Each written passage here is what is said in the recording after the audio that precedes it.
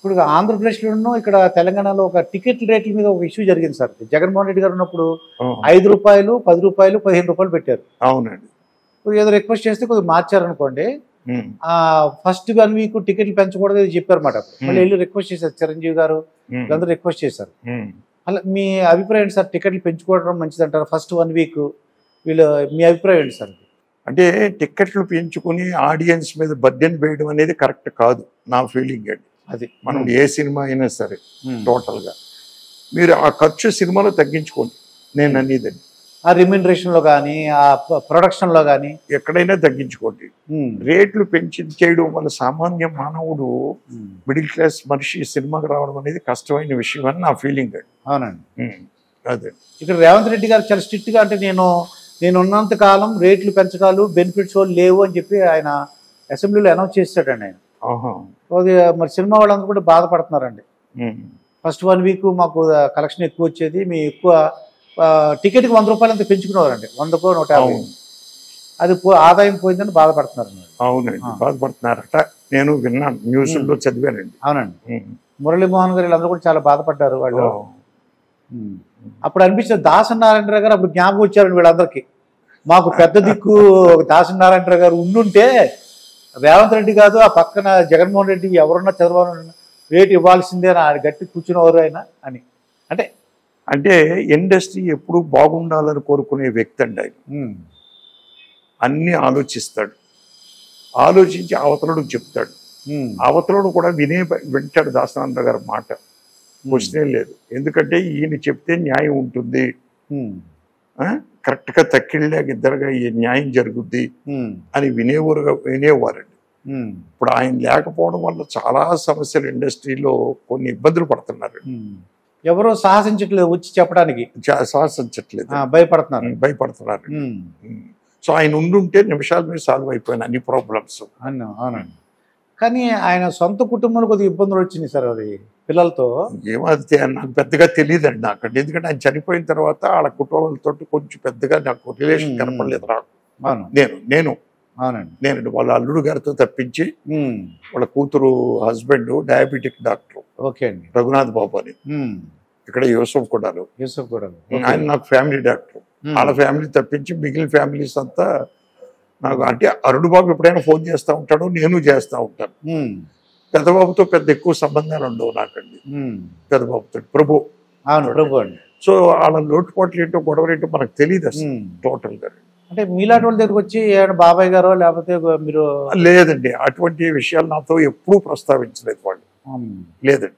ఒకవేళ వాళ్ళు మీ దగ్గరకు వచ్చి చెప్తే ముందుకు వస్తారా? కొద్దిగా వాళ్ళకి ఏమైనా ప్రాబ్లమ్స్ సాల్వ్ చేయడం? డెఫినెట్గా ముందుకు వస్తామండి, మనం చేయగలిగినంత సహాయం చేస్తాం. అదే నేను చెప్తున్నట్టే మన మోహన్ బాబు గారు అంటే ఏంటంటే ఊరోళ్ళందరూ చెప్పగలుగుతున్నాం కానీ సొంత కుటుంబ వాళ్ళకి చెప్పలేకపోతున్నారని నానుడు ఒకటి ఉందండి. ఈయన పెరట వైద్యం పనిచేయదని. అదే నిజంగానే అలాగే దాసరి నారాయణ గారిని చూసిన 10 మందిని నేను డిక్టేట్ చేయగలిగాడు. నాకు ఇలా చేయండి అని చేసేవాడు, అంతే చేసేవాడు. అవునండి. ఇంకా ఆయన ఎదిరించి ఎవడో చేసేవాడు కాదు. అమ్మో దాసరి నారాయణ చెప్పారు, ఇక అంతే, నువ్వు చేస్తావా చేయవా, ఇది న్యాయం. అది శిలాశాస్త్రం ఆయన చెప్పాడండి, సమస్య లేదండి. మన మోహన్ బాబు గారు కూడా వాళ్ళ అబ్బాయిల చేత కొద్దిగా ఇబ్బంది పడ్డాడు ఆయన. ఏదో చదివానండి, నాకు పర్సనల్ గా తెలియదు ఆయన. అవునండి, ఆస్తి గొడవలు అని చెప్పి అంటున్నారు. మరి నాకు అస్సలు తెలియదు దాని గురించి. అవునండి, ఏదైనా అంటే ఏం లేదు అక్కడ. నేను ఎలా చూస్తున్నా అంటే తండ్రి కొడుకుల బంధంలాగా చూస్తున్నా సార్. అదే నేను ఏమన్నానంటే అదేదో డబ్బులు ఆస్తులు గొడవ అయినా సరే ఒక తండ్రి కొడుకులకు ఒక మంచి మోహన్ బాబు యూనివర్సిటీ ఉంది, ఇక్కడేమో అతను మా స్టూడెంట్ ఒక మంచి యాక్టర్, అతను తండ్రి కొడుకులు బంధాలు ఏంటి ఇలా ఉన్నాయి, అంతకంటే ఏం లేదండి. అంటే నేను పేపర్లో చదవడమే తప్పించి నేను పెద్దగా మనకు తెలియదండి ఆ విషయాలు నాకు.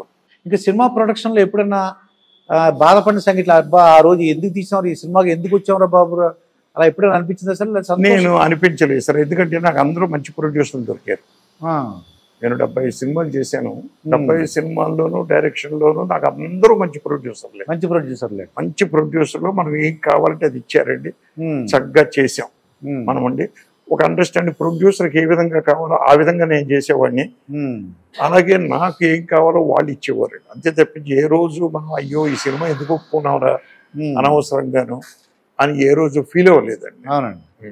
అంటే కొంతమంది నేను విన్నది ఏంటంటే ప్రొడ్యూసర్ అనుకోండి సార్, మీరు డబ్బులు ఇవ్వండి, మీరు అసలు ఇన్వాల్వ్ అవ్వడానికి వీల్లేదు, మీరు రావడానికి వీల్లేదు, మేము మొత్తం ఫస్ట్ కాపీ రెడీ చేసి ఇస్తా, అలా అనేవాళ్ళు ఉన్నారంటారా? అంటే ప్రొడ్యూసర్ ఇన్వాల్వ్ అవ్వాలి అంటే అది ప్రొడ్యూసర్ తక్కువ ఒకవేళ అనేవాళ్ళు ఉంటే.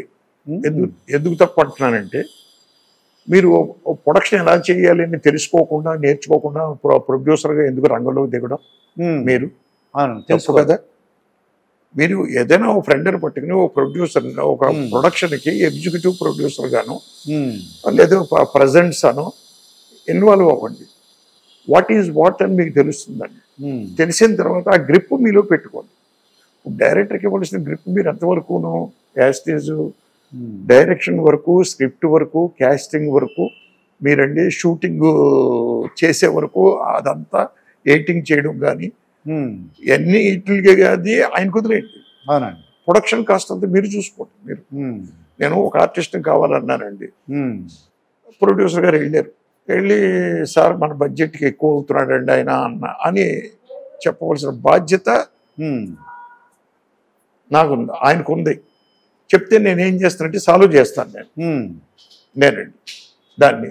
ఆల్టర్నేటివ్కి వెళదాం, వీళ్ళు ఆల్టర్నేటివ్కి వెళ్ళడం వల్ల ఏంటి ఇది అంచేత ప్రొడ్యూసర్ అనే వ్యక్తి కానీ సినిమా తీయాలి అని అనుకుంటే ముందు అనుభవం సంపాదించాడు, దాంట్లో ఎక్స్పీరియన్స్ రావాలి, ఎక్స్పీరియన్స్ నష్టాలు ఏంటి అని తెలుసుకోవాలి. డీప్ గా తెలుసుకున్న తర్వాత రంగంలో దిగండి. మీరు డబ్బులు ఉన్నాయి కదా అని వచ్చేయడం కదా, మీరు వచ్చేసి డబ్బు ఉంది కదా అని వచ్చేసి డబ్బులు స్పెండ్ చేసేస్తే ఇక్కడ అలకల్లోరం అయిపోతాయండి. ఎవడొచ్చినట్టు వాడు ఇష్టం వచ్చినట్టు ఆడుకుంటారు.